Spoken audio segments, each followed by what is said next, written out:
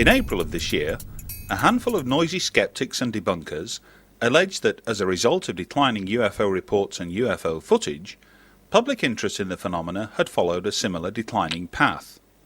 Moreover, they alleged that the space around us is dead.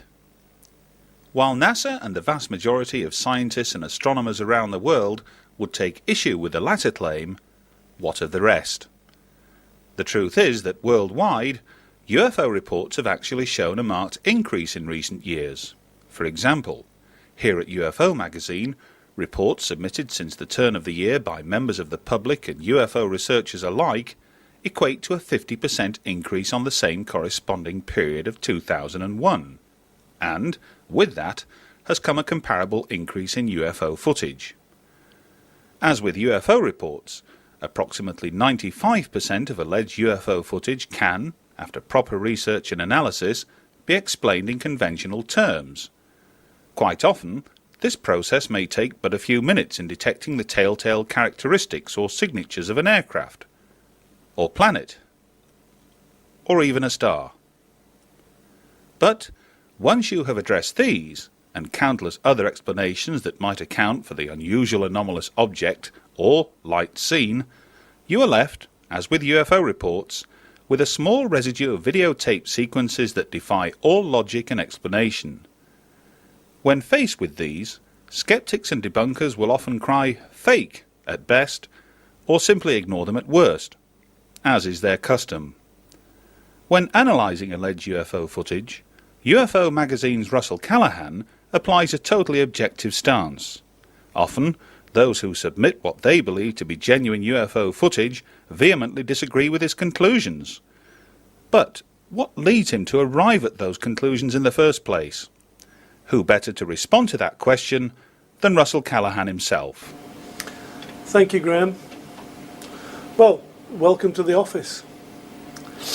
Here at UFO magazine, my job, or one of my jobs, involves analysing alleged images of UFOs. Now, grand though that may sound, it is in actual fact a very arduous task. Over the last 5 or 6 years here at UFO magazine, we've had literally hundreds of videotapes sent through the doors. This is a subject that, according to some of the popular press, is a subject that's dead on its feet. Absolute rubbish is what I can say to that. The videotapes just keep coming and coming and coming, and photographs, not just digital photographs. We know, we're living in an electronic age, if you like, and it's very easy and very fast to be able to generate images and broadcast them around the world now with the advent of the internet. But real photographs, on celluloid film, these things are still being taken. People are actually still taking the time out to approach UFO magazine or approach UFO researchers because they believe they've actually witnessed, filmed and photographed something that's not quite the norm.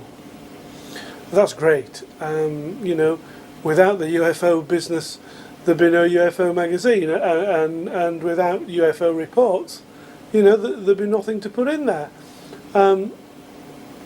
Over the last 5 or 6 years, there's been no such thing as a decline. The subject seems to have grown and grown and grown. And probably if we go back, you know, this 5 or 6 years, and let's just have a quick recap. 10 years ago, the price of a domestic camcorder was, you know, you could go out and buy a car just as cheap. This day and age, you can go out and pick an 8mm or high 8mm video camera up for about £299. Now, it's still an awful lot of money, but it's a quarter or if not a fifth the price it used to be just a few years ago. So we've got to accept that then there are far more camcorders out in the general public, if you like. There are also professionals out there that are filming strange objects. Recently we've had footage taken from a police helicopter and made available to UFO magazine. We actually showed it at the conference last year, and hopefully we can show you a little clip of that further along in this particular video. All sorts of and all means of images and occurrences have been happening over the past few years, and of course let's not forget the amazing scenes that we've seen and been captured by several people. Martin Stubbs, Jeff Challenger, Les Willey, Andy Ellis have all been able to make available images that, quite frankly, should be embarrassing to NASA. We're going to show you some more of that further on in this video. So please let no one tell us that the subject's dead. What we've done for this particular section, spotlight on UFO footage. Yes, over the last 5 or 6 years, it's no over-exaggeration that we've received literally hundreds and hundreds of videotapes. We go to this 95%, it's probably more than 95% mistaken identities. Easy done, you know, newcomers to camcorders, newcomers to sky watching, see a satellite, wow, we've got something, you know, we can't see any wings, etc. That's fine. Mistaken shots of planets, and that's fine also. But there are those occasions where that hardcore percentage keeps coming through that's not so easy to actually dismiss.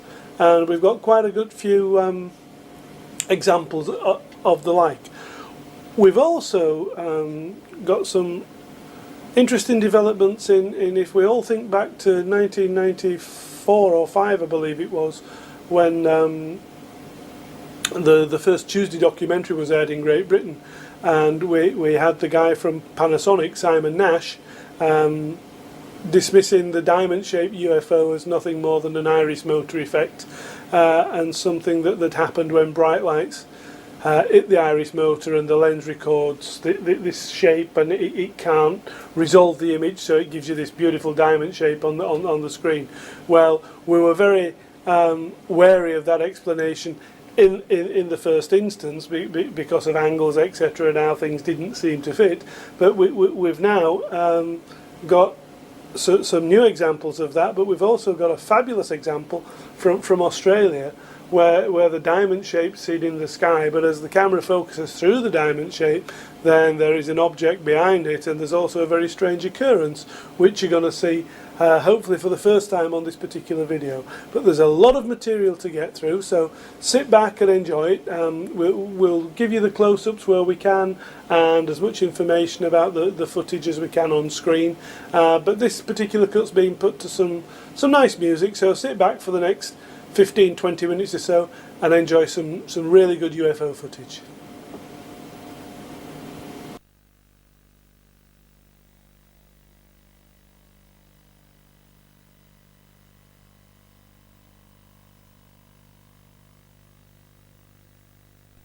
I want you to know you were never there. I didn't understand what he meant, because I said, yes, I was. He said, no, you weren't. I said, yes, I was. He said, can't you get this through your head? You never saw anything. You were not there. You don't know anything. And he said, this is a big desert out here. We could just take you out in the middle of this desert and no one will ever find your bodies. He said, you'll be nothing but bones and nobody will ever know what happened to you. And I told him I would not talk about it.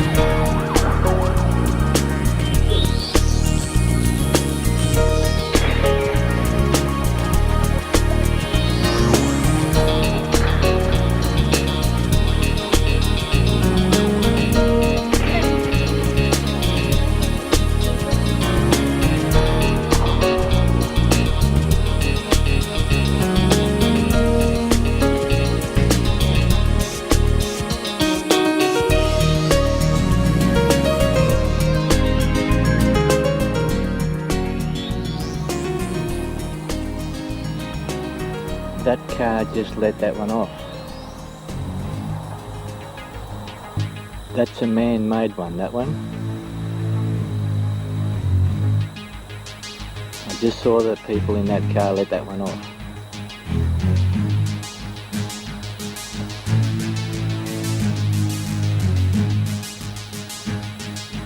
Blowing in the wind direction. They've just let it off.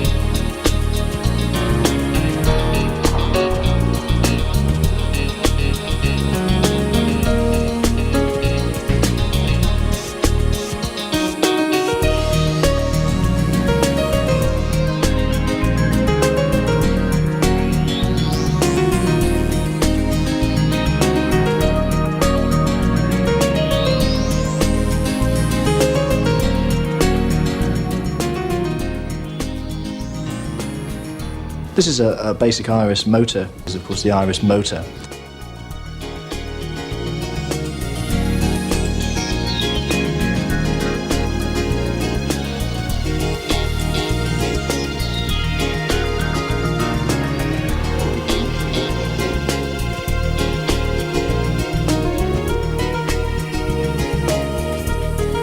Sitting there later on tonight.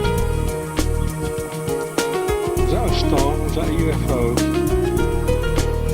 Don't know at all.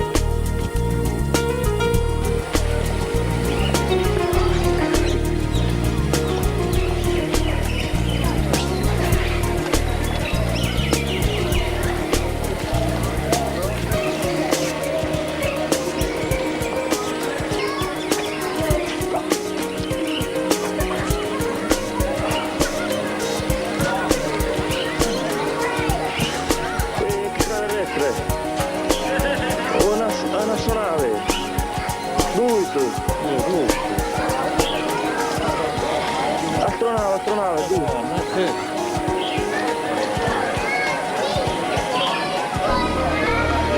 Visitor. Ron, they are visitor. Yeah? Yes. Beautiful.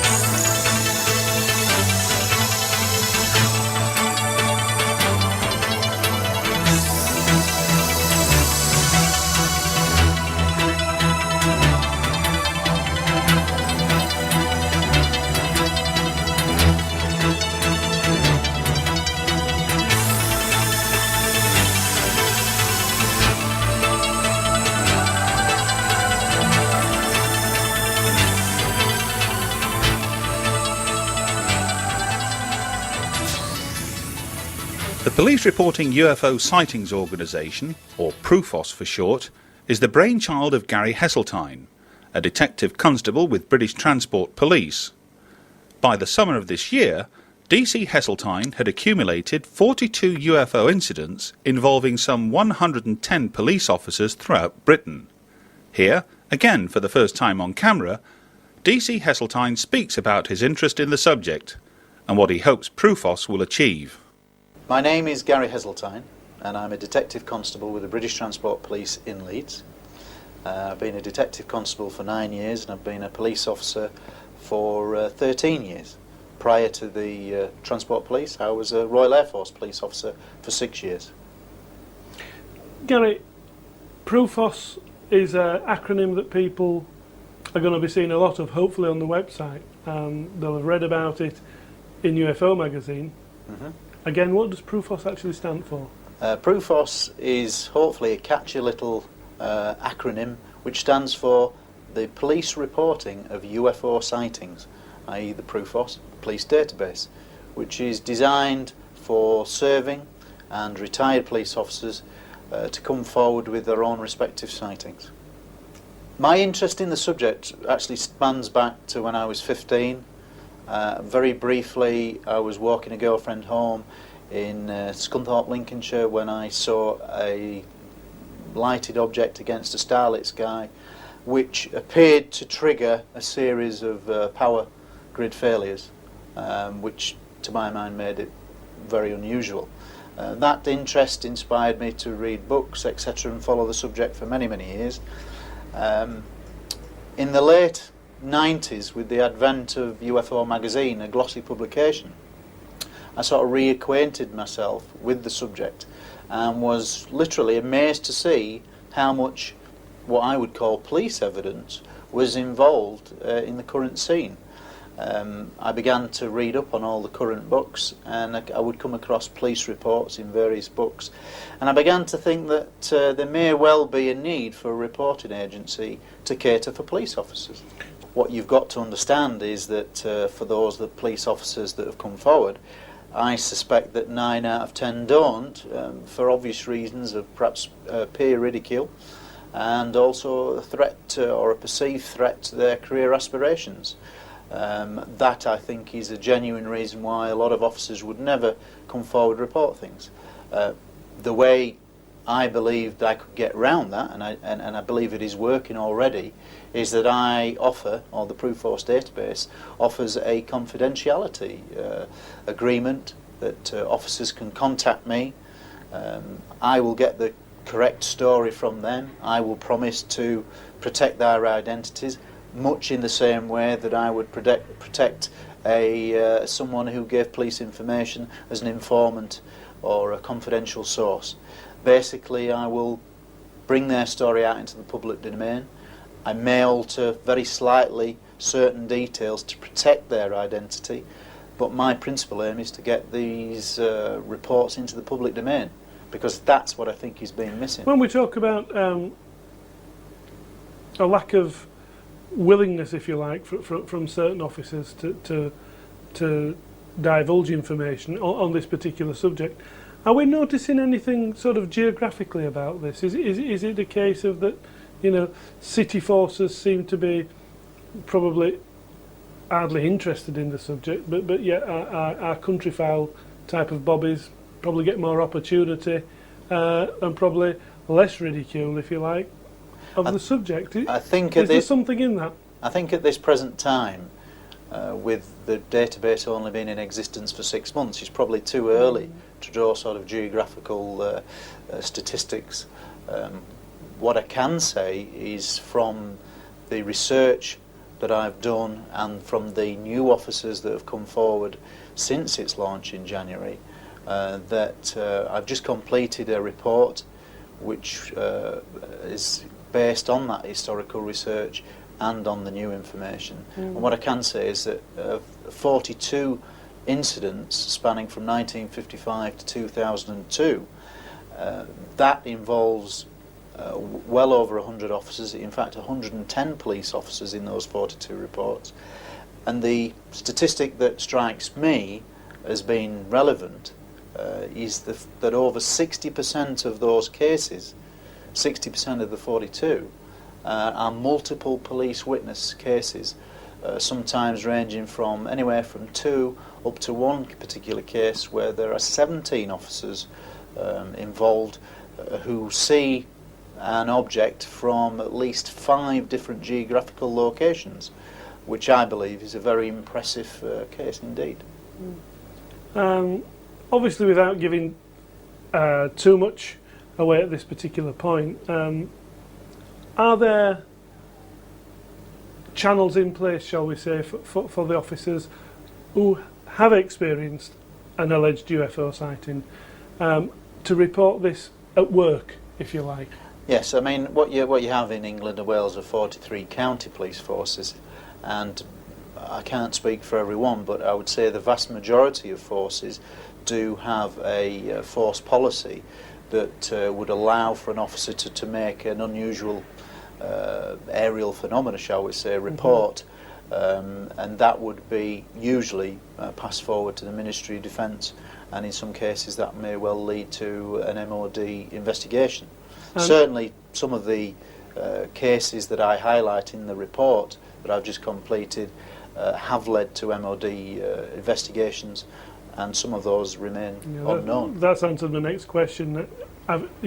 In your experience, has this happened? And obviously, yes, it has. Yes, I mean certainly in the historical research aspect, I've come across a number of cases which are quite well known within the UFO circle or domain, if you like, but they did lead to MOD investigations, and many of those have resulted in an unknown conclusion. Going back to your time as an Air Force policeman, was the UFO chatter around in your life at that time? I certainly had the interest at that time, but I can honestly say that during my time in the Air Force, I did not ever really gain into any proper discussion or dwell or find out anything of particular interest. What is interesting is some of the information that I'm now getting back from people and officers and civilian support staff. My own force, the British Transport Police, in January of this year, coincidentally, set up its own intranet site for officers where they could highlight clubs and leisure facilities, etc. I immediately posted an intranet site for the Pre-Force database asking my own force officers to come forward with any information. It got a lot of ridicule at first, as you would expect from police officers who are a known wit, but beyond that, as I expected, a discussion is ongoing.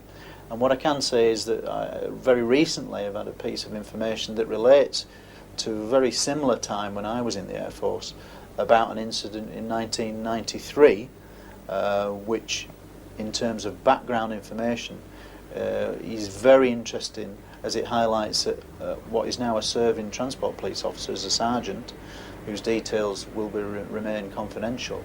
But he highlights an incident where in Vigrat, which was a little town which was in Germany, if you were in the forces, you lived in the German community off base, and they were in their quarters in Germany in 1993 when they heard a very loud explosion, and they believed it was a terrorist bomb, because at the time there had been a number of terrorist incidents. Everybody in the flats that this particular officer was in went out onto the balconies, onto the road, wondering what's happened. Now, incidentally, within an hour of that bang, and there may have been 2 bangs, it was enough to shake the windows. It was perceived as a bomb. It turned out not to be a bomb. The SSVC, which is the service's TV and radio channel, came over the air within the hour and said that it was a sonic boom and that there was nothing to worry about. Now, the incidental information from that is that this officer knew someone who worked in a particularly sensitive area of the camp, the RAF camp in Germany, and they were responsible for collecting a number of pilots from a certain area of the station, and this particular driver picked up some pilots who had allegedly been involved in chasing a very large UFO along with other interceptor aircraft across Germany, and it was the UFO that had caused the sonic boom, as it were, as it accelerated from the aircraft. In the words of the police officer, the girl picked up the pilots after the incident, and they were as white as sheet, and they were obviously chattering amongst themselves, having never seen anything like it. So it's information like that that puts into context some of my Air Force, because I immediately recognise the truth of somebody talking because of my background, and I can immediately relate that it's a true event. Finally, Gary, we've got a website. The address will appear on the screen as we're speaking. What can people expect to find from the website? What's going to be there for them? Well, at the moment, as I thought it was important that very early on in January that I get a very basic website out there. It is very basic. It does set out what I'm trying to do. It does set out contact information where people can email me or telephone me on a confidential telephone number. And beyond that, I will give my address out once there's been established contact. I am currently in the process of having a website designed which will be much more transparent, much more user-friendly, and registering hopefully the Prufos as a domain name, so it will be a short web address, so that it hopefully should begin to be picked up on web magazines and things like that as a good source for people to go to. I certainly think that's an area where a lot of information will be put out and be regular updated. That's my aim, is to get the information out there and make it transparent. I'm after getting the information out into the public domain. So where anonymity is asked for, that's obviously respected, but people are going to be able to see and read reports from serving police officers. That's right. What I'm hoping for is that with the publication, hopefully, of the report that I've just completed, that one, it will be published in the Police Review. It is being sent to the Police Review, and hopefully they will publish some or extracts from the report. I think it's an important document historically wise, because I think it does for the first time collate police UFO sightings and put them in one place in a chronological order, in a very simple logistical manner, much in the way of a police report.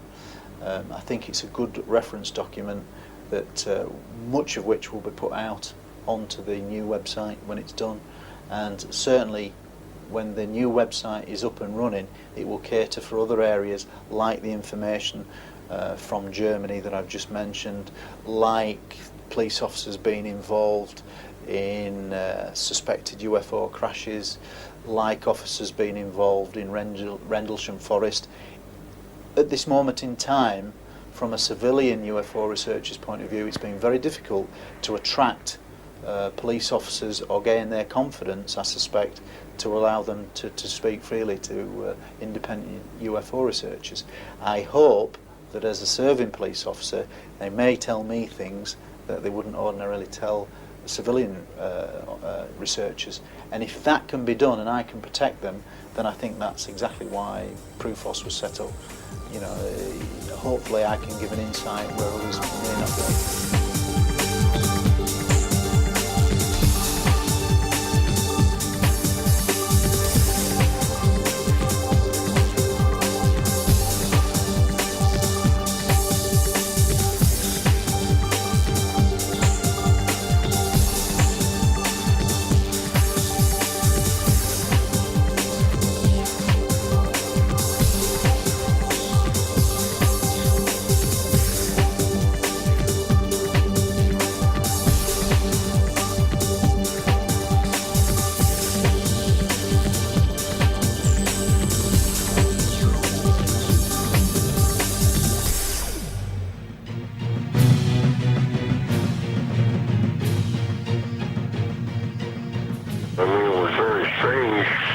Okay, was it just like moving at a slow rate of speed?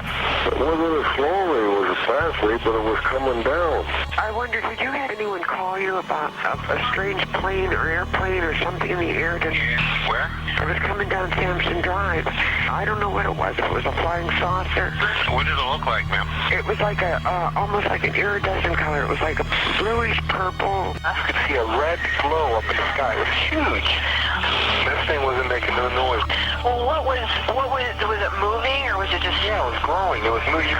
You could see it like up in the air, glowing and getting further away from me. People are serious. They're very upset. Whatever it was lit up. I mean, literally, if you were underneath it, you could see it would be like daylight with red lights. It's south of all-82. I'm moving east now on it. Okay, Dave, it looks like it's flickering more now, and it looks like it's running a little east of me now. Hey, Walter, chase it back north. I want to see this thing. It's going pretty good. It's all the way into Liberty now. It's glowing. How far it's visible, you should be able to see it. It changes colors from white to red to green. The sucker has not moved. We have multiple departments right now that have sightings on it. We have a report of some flying object in our jurisdiction. Do you know of anything that should be in our airspace this time, close to the ground? Right This is not a prank phone call, I swear. You can call me back to verify. Look at the radar scope, and I go 60-mile diameter of Youngstown, and there is nothing out there. I don't see anything out there, nothing on the radar scope. Just pulled off. There's definitely a structure there on 429, what you saw. I can see an upper structure off the main part of the lighting. Right, yeah, something with a different colored lighting to it. I got them right here. I'm looking at them. What the hell is it? They're sitting stationary. I got 3 of them. What do they look like? I've got 4 discernible colors. I got red, yellow, green, and blue. And the one just was like flashing. So if they're those planets those guys were talking about, then they're planets with Christmas lights on. This is weird. Oh my God, I hope that's a plane. Oh, please be a plane. Oh, please.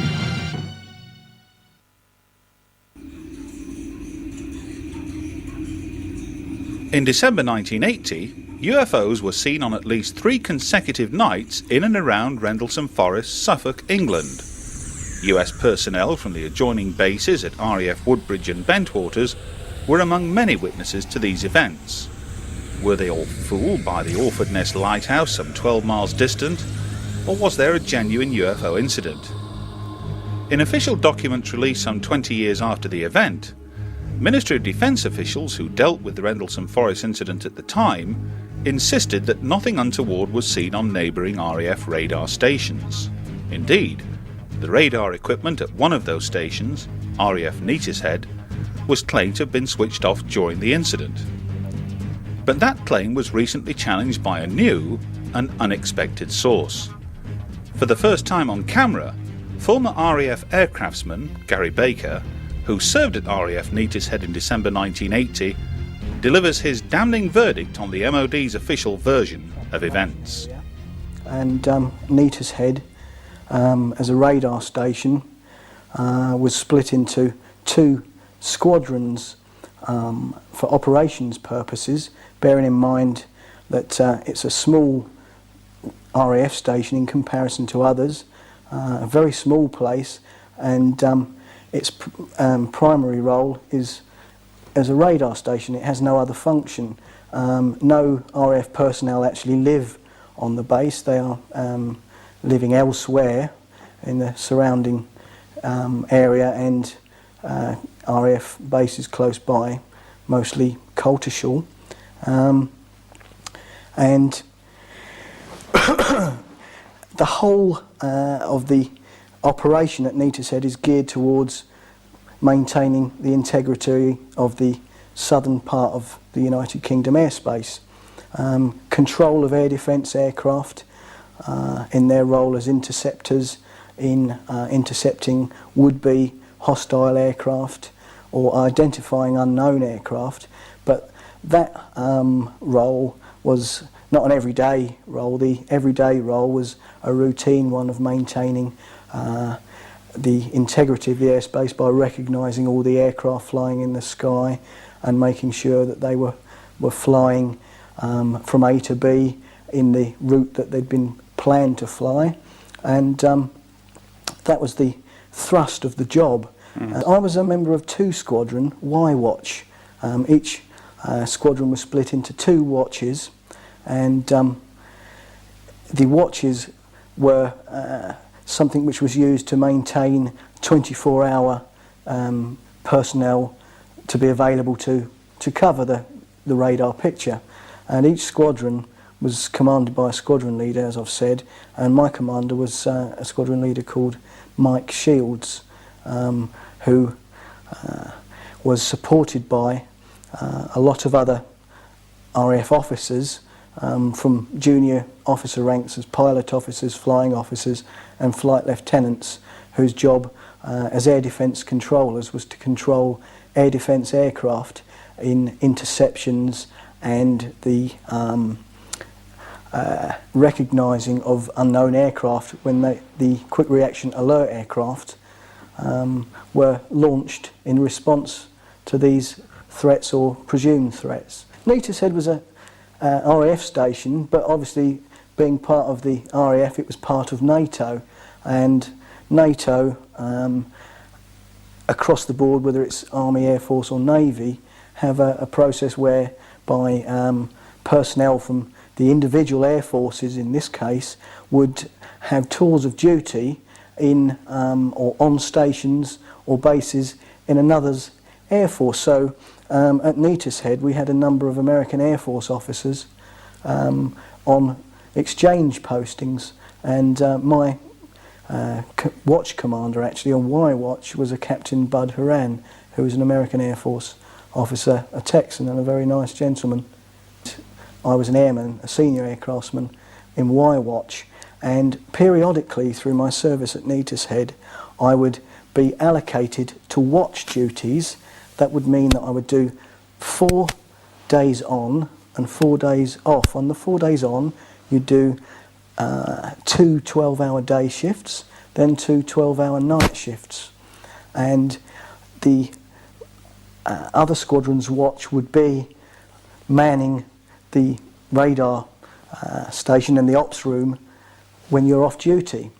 And so there would be lots of people when the squadron were on duty, either earlies or lates, and a few people to maintain a basic skeleton crew when it was quiet, when there was no military air defence flying, and that crew was responsible for maintaining the integrity of the air defence of the southern half of the UK, recognising all the aircraft airborne, and providing a crew should we suddenly find ourselves in a position where we're at war or an unknown aircraft turns up, or, as happened, Russian spy planes came over, and you were there to give the basic service requirement to carry out the air defence and control aspect of taking a fighter aircraft from its base to its interception with an unknown aircraft, and whatever the outcome of that may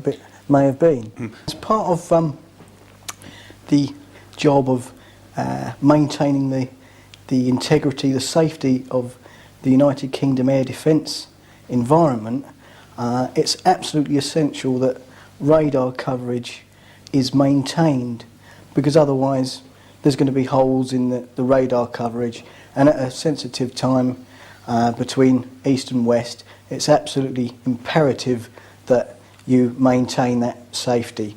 So the radar at RAF Neatishead was in fact 2 radars, both of which were main air defence primary radars, and they were working night and day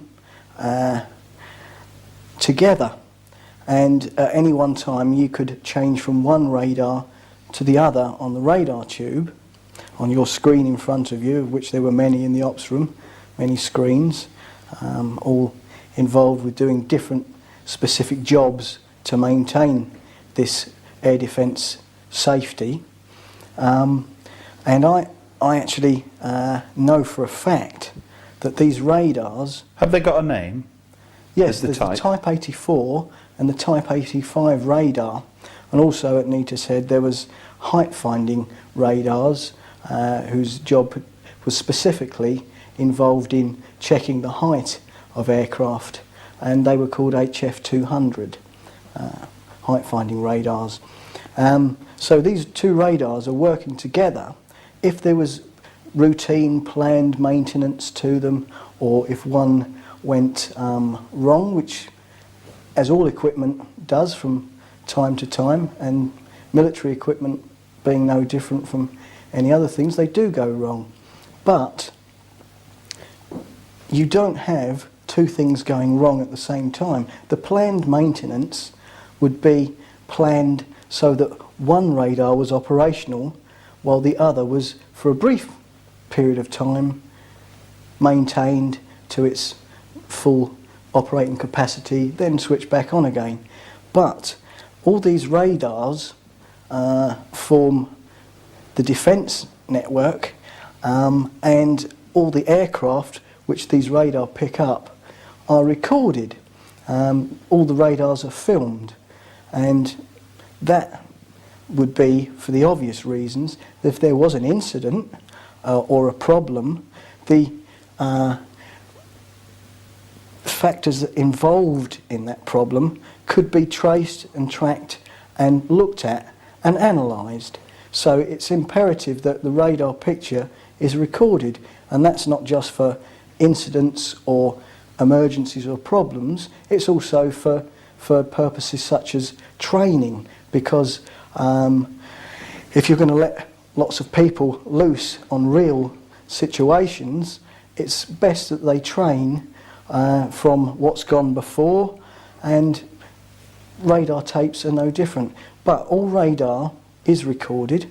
Neatishead sent its radar picture to other establishments, and one of which was RAF Watton Eastern Radar, which was an air traffic establishment, which is distinct from air defence radar. Air traffic, in my understanding, were involved in the transit of an aircraft from one place to another, and also the taking off and landing of those aircraft. Aircraft involved in defence of the realm, interceptions, and ancillary aircraft integral to maintaining that capability, such as airborne early warning aircraft or tankers to refuel aircraft in flight, also fall under the air defence umbrella. So the two are separate but interlinked. With regard to the Rendlesham incident, obviously I'd been aware of that for a number of years through reading about it, and I've had an interest in that during that time, but felt that I personally didn't have anything to add to the incident of a UFO landing at RAF Bentwaters / Woodbridge, but I had information or a knowledge of some happenings from my Air Force times. Whether they were linked was hard for me to say, or if I felt I had something to say, it was of such a low level of importance to my opinion at the time that I felt, oh well, that's interesting, and just followed the story the same as anybody else. But it wasn't until the end of August, when reading UFO magazine and the article written by Georgina Bruni stating that the MOD had released information regarding the Rendlesham Forest UFO incident, mentioning RAF Neatishead and RAF Watton and the radar station, and the fact that the radar camera was switched off at RAF Neatishead, and coincidentally the radar tapes from RAF Eastern at Watton had been processed with a very poor, ineligible result. I find absolutely unacceptable. Bearing in mind, this happened at a time when the backdrop was the Cold War. Air defence of our country and of NATO was very, very important. UFO flap, and the MOD had come down to take away the radar tapes. Now let's just qualify this again. Although you can't be certain of the actual date, you know it's Christmas. Yes, this is 21 years ago. It wasn't a major deal. I'm perhaps no different from anybody else in Society to remember exactly dates and times 20 odd years ago is a very difficult thing to do, bearing in mind that that particular date or dates of the so-called occurrences at Bentwaters and Woodbridge for me would not have meant anything to me at the time.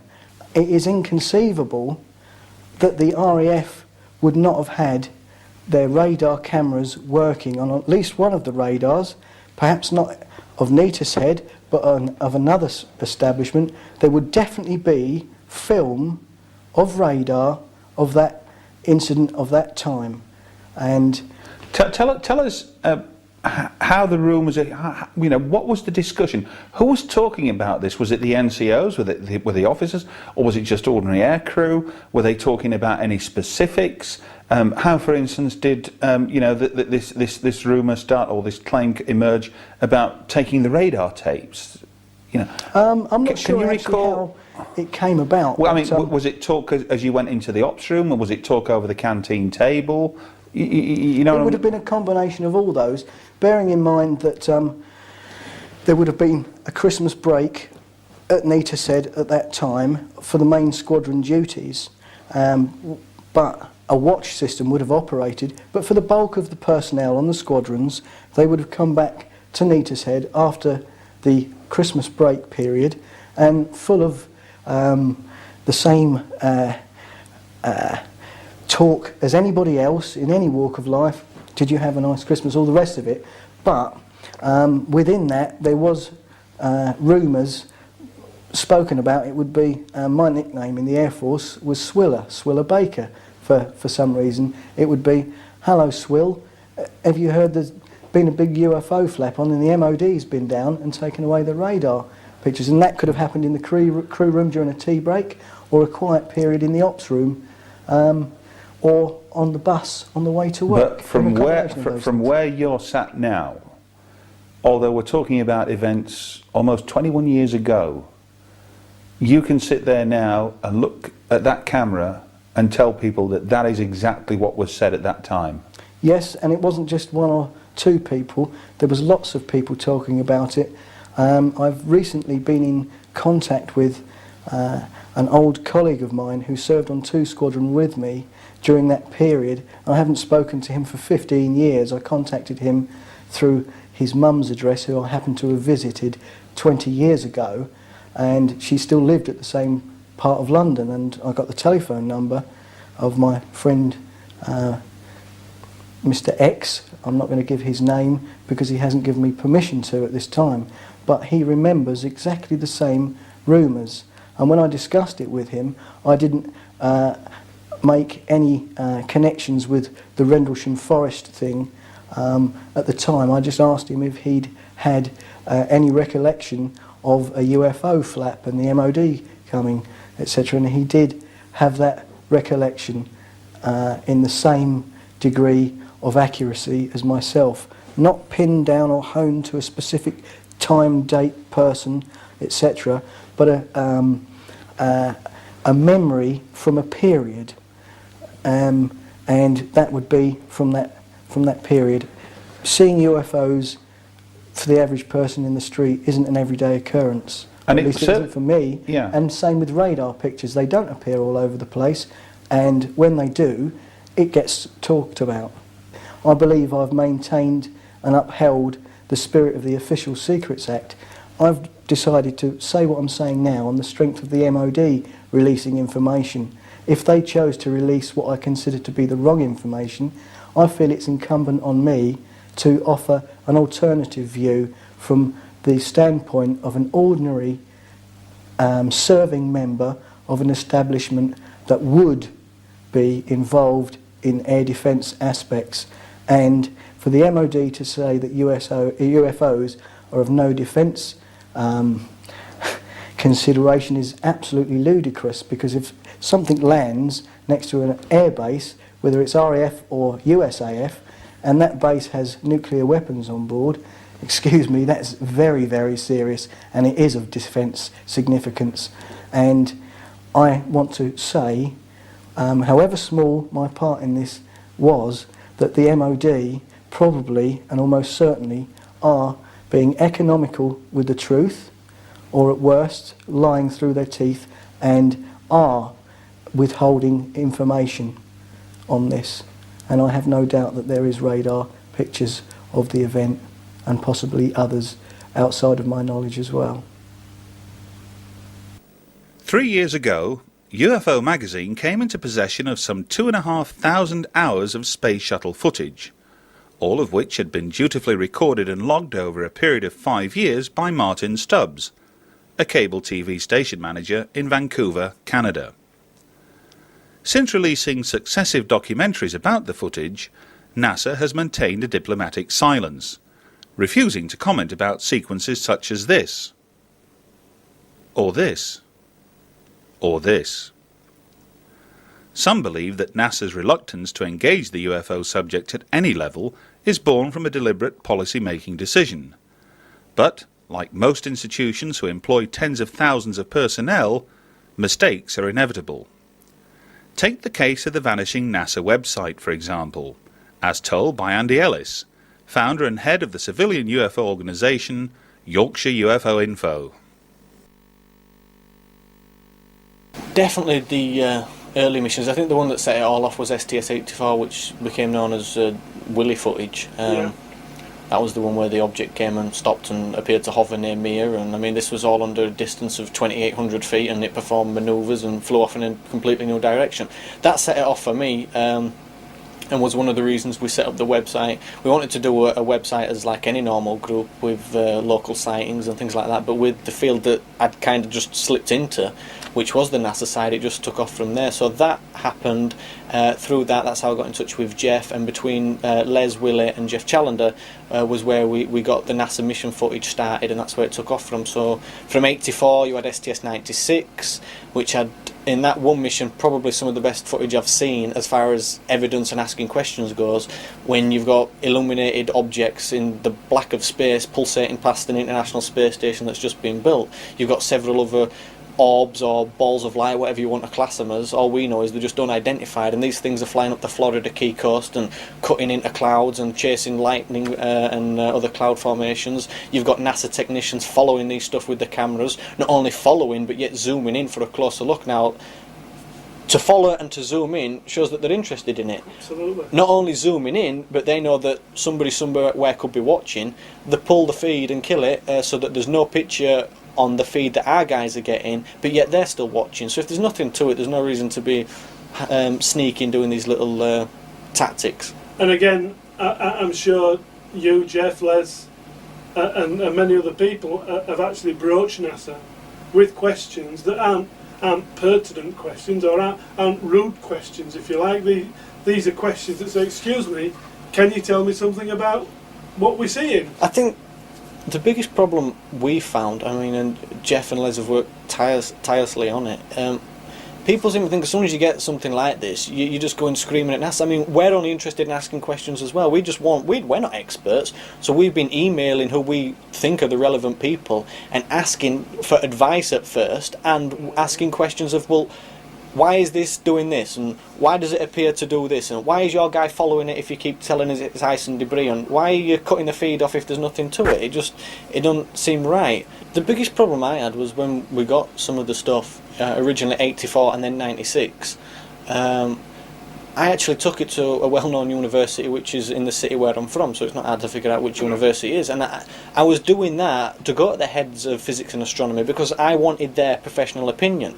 I want looking at something and going, oh wow, that's amazing, I'm just going to run off with it. I did the best I could by taking it to optics and imagery departments to learn what I could from them. And the biggest problem I had, whenever you went up against these skeptics who basically just poo-poo everything to do with the NASA footage, they were the ones who were abrupt and their whole attitude stunk.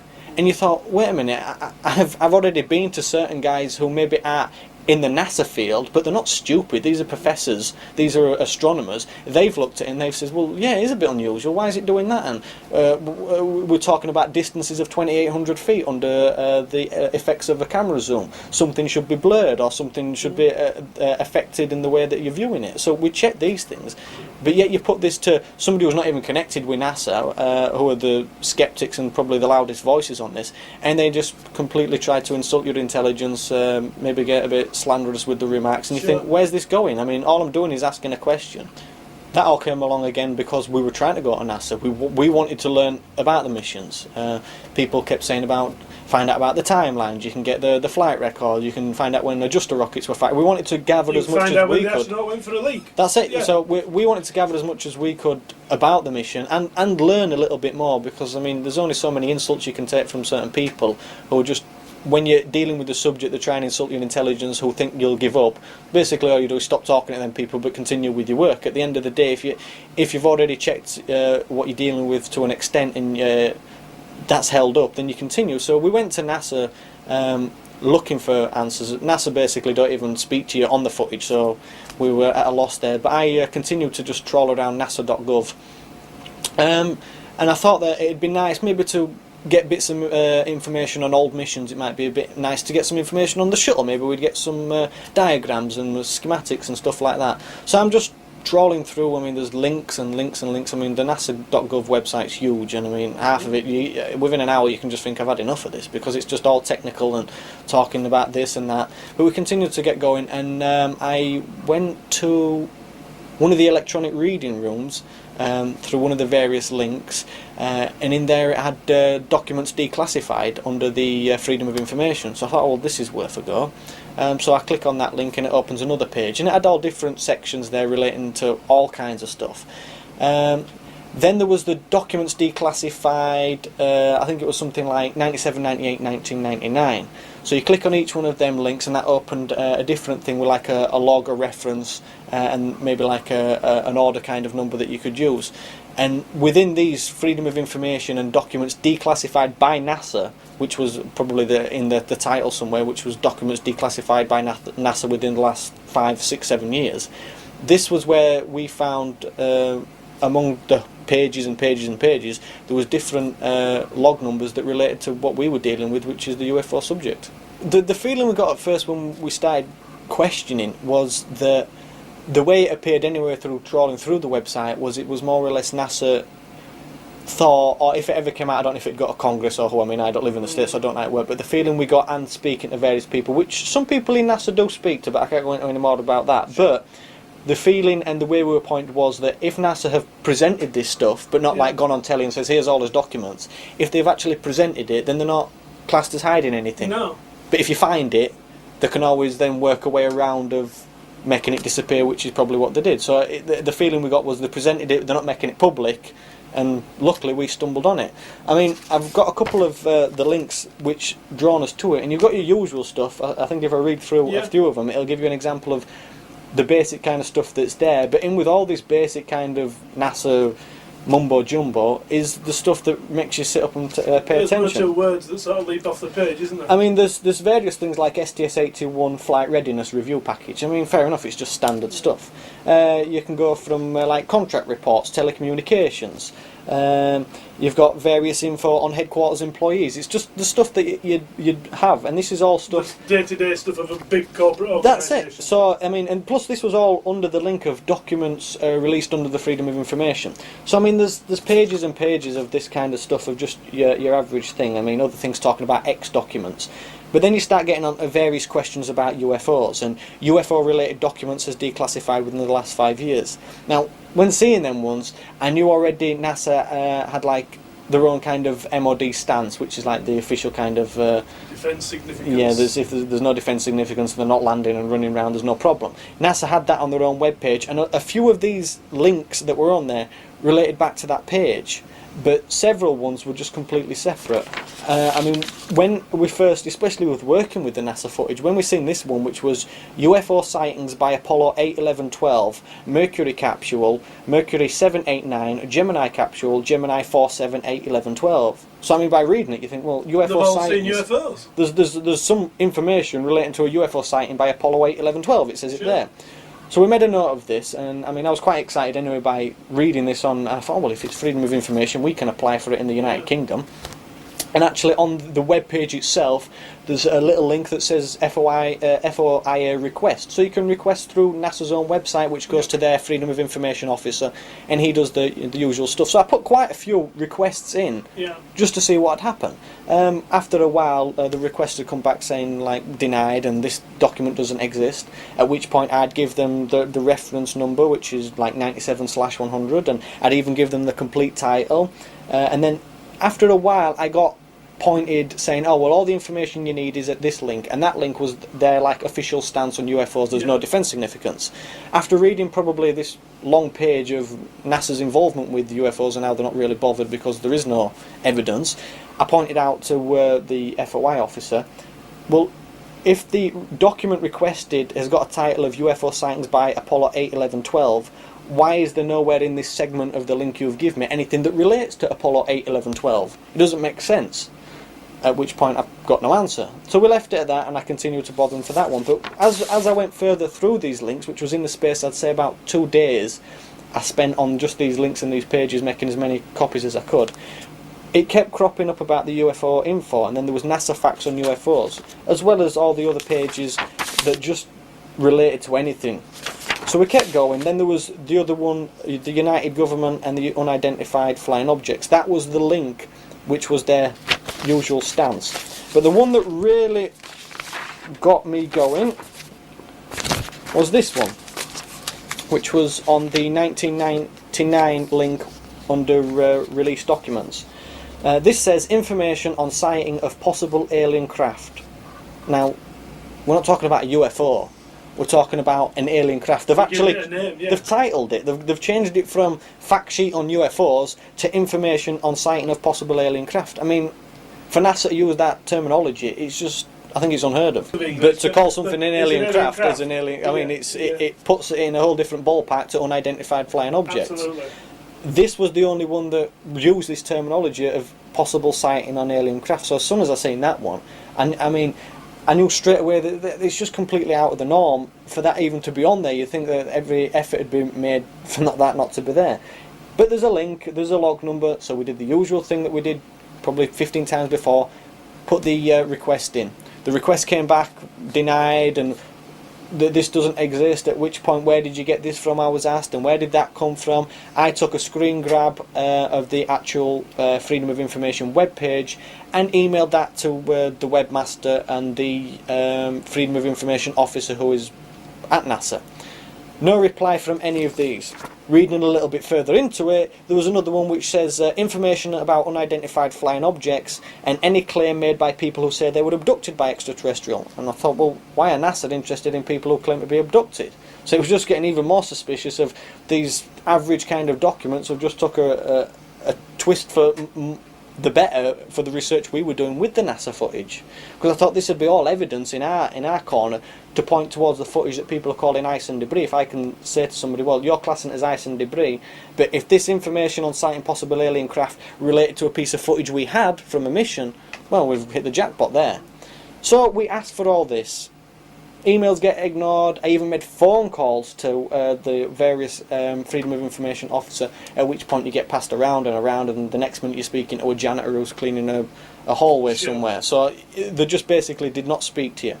I would say within the space of 2 or 3 days of actually reporting about the possible alien craft and the abduction one, when I went back to the NASA website just as means for researching this, the complete links had changed. There was only one link that related to UFOs, and that was the link that was their standard no defence significance kind of MOD thing. Everything else, all the documents released under Freedom of Information, the 1997, 1998, 1999 link which related to all these documents was gone. There was just one single link left from maybe several that I'd used previous. But luckily for me, as soon as I'd seen these things, I took prints, I took screen grabs, and we've got the NASA's own screen Freedom of Information. You can read it, it's there, it's as it was offered. We took grabs of it, which I've emailed back asking them why it's missing. To this day still had no reply. Christopher Martin first began experiencing the UFO phenomena at close quarters several years ago. But apart from self-publishing a book about those experiences, Christopher is perhaps best known for videotaping some of the most striking daylight UFO footage ever seen of anomalous aerial activity over London. In 2001, Christopher shared his footage after being invited to lecture at Laughlin, Nevada, and, earlier this year, he travelled even further afield to deliver a series of lectures in Australia. During his visit, Christopher met numerous UFO researchers, spoke with many fascinating characters, travelled to Pine Gap, one of the most secretive bases on the planet, and even had time to spare to videotape yet more anomalous activity down under. Captured on camera, here are just a few of Christopher's clips from the land of Oz. Some of the houses there, they'll blow your socks off. You've never seen houses like it in England, I'm not joking. I might do a bit of that tomorrow, just to give you a sense, because it will blow your mind. Well, 30 years ago I trained as a nurse and midwife, and then I was trained into counselling about 15 years ago, and I worked in a medical practice in England for 5. In the meantime we were looking at going overseas, and Australia seemed a really good bet because it's still a very much a sort of culture we're used to, so it was either now or never. So in our 40s that we actually came over here with a family.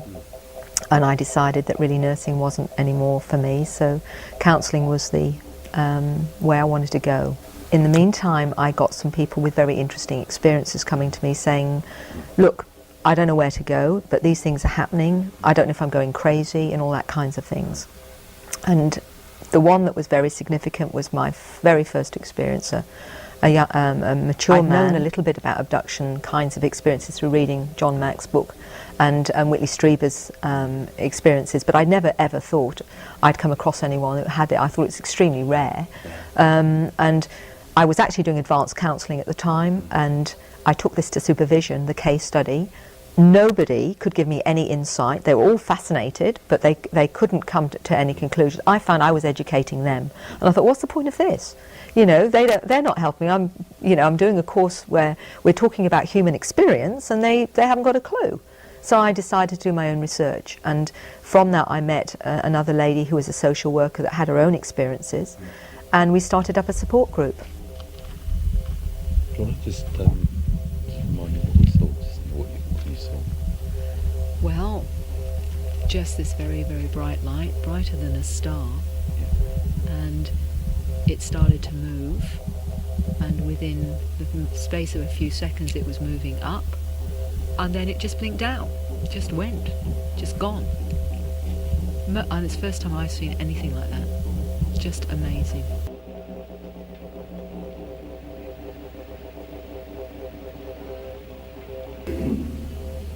Had about 4 hours sleep, so I'm a little bit jet lagged, but I hope you'll forgive me. On Tuesday in London, before I was about to catch a flight, I got a call from Mr. Lyndon Riggs. I downloaded it and got the bloke. Did you download it to me? No, on a floppy disk. And I took the floppy disk down and they blew it up the best they could. Right? So it's probably the same UFO from a different angle. Okay. When was this? Oh, a couple of days ago. This is only last week. Tuesday, April the 9th. Chris? But they say, Chris, they're looking, seeing UFOs every day. And this is in daytime. Right? That's the same goal there. That's north. If we had the time, I'm almost tempted, no bullshit, of just going to Wycliffe Well, which is 400 kilometres north. It only takes 4 hours to drive there. Doesn't that make sense? But listen, I'm not being silly talking this crap. That's another hot spot. It's probably hotter than this at the moment. It's so good that, this is just a bloke got a alien body, he paid $5,000 for it. You know, this is this area out where we're going today. Okay, it's wide open. Channel 9 came up. This is Marilyn here. She's a nice lady. She speaks good English, better than me. And But they had these road parties. You know, they was doing this road, or they were extending it for the rail, and it was the same thing again. What colour? It was the blue one. The blue one? Yeah, but see, my nephew, the same one, was driving the Falcon, and his wife was there. And I said to his wife, see, I think there's a blue light waiting for us. And my nephew said, oh, not again, Auntie. Yeah, it's them, all right. So we driving along. It was just there in the bushes. And I said, no, it's coming up. It sort of came up. And it was, you can see the spinifex and all the scrub sort of blue colour. But it was shaped like that. A little Was window. that the same as Same, your it was, painting? it was the same One exactly. came back. Feel Well, an extraordinary things have been happening to me. Yeah. A lot of things. So I was just thinking, would they be able to read people's mind? Yes. Or whether Yes. they, like, Yes. well, Tennant Creek is a lot, big trip, and I thought, oh goodness, I don't like going. Then I thought, oh no, we'll go. Then I remember, then when we got near Waycliffe, we'll probably see something. I said to my nephew and his wife. And next thing I said, yes, the blue light's there. And he said, not again, Auntie. Where? I said, on the right. But it must have landed. It was in between the bushes and trees and it. But as we got nearer, and I think it's about 300 metres away from the highway. And it came above, and it was just floating above the trees. And you could see a beautiful blue light. It was so beautiful. The light itself, sort of gave you that feeling. Was it a soft fluorescent? Yes. And you had a pleasant feeling from it? Yes. And see, one night, it was just an evening, the sun just went down. Well, we sat down out there, and we were looking at that rock, my sister and I. We looked, and next thing, what is that? And these two lights came over, but there was darkness. Next thing, shoo. And I said, you sure it's not Rambo over there? And it was there for a long time. And I said, aren't they going to move? So I don't know whether they came up, and then it started moving. But it was so fast. So I think they might got something there in the back. Yeah.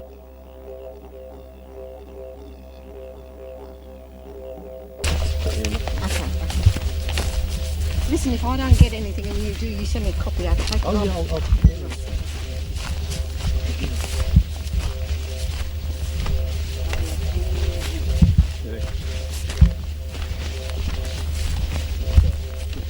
Oh, daring, aren't I?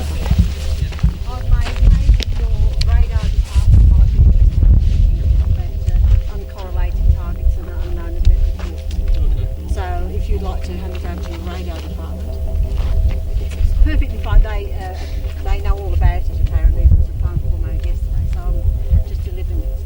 What was your name? My name's Kathy Dickman. I'm from Adelaide. All right, so they might enjoy looking at that. It's very interesting. Are you going to take some footage? No, I'm just going back and get it. Okay? No problem. Just thought we'd hand that over, and I hope you all get to see it and enjoy it. We'll pass it on. Thank you very much. Thank you. Okay, thank you. See you later. Very polite. See, they walk. As soon as you started walking, they were walking out already. Yeah, I knew it. Did it! Well, I did it! Yeah, what they take and look at it.